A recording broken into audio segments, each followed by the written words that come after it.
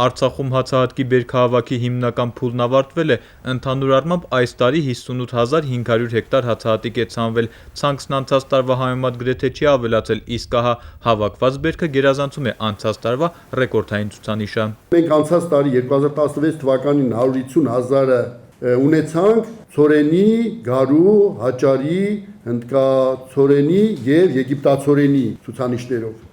Այս տարի միայն հացահատիկի ուրեմն ցորեն, գարի, հաճարի առումով արդեն ունենք այդ թիվը։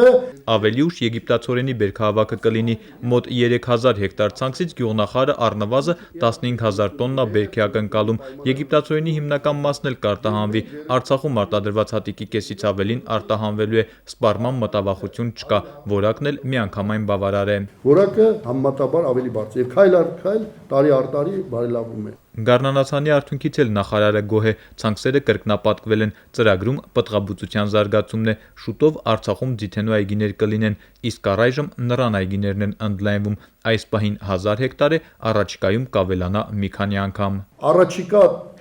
10 տարիների ընթացքում ուրեմն ծրագիր ունենք հասցնելու մինչև 5000 հեկտար։ Գյուղատնտեսության ոլորտում առանձին իրականացվող ծրագրերը միավորվելու են մեկ հայեցակարգում, այն անցել է քննարկումների փուլը եւ արդեն պատրաստ է։ Նորայր Հովսեփյան, Մերուժան Մարտիրոսյան, ժամը լրատվական։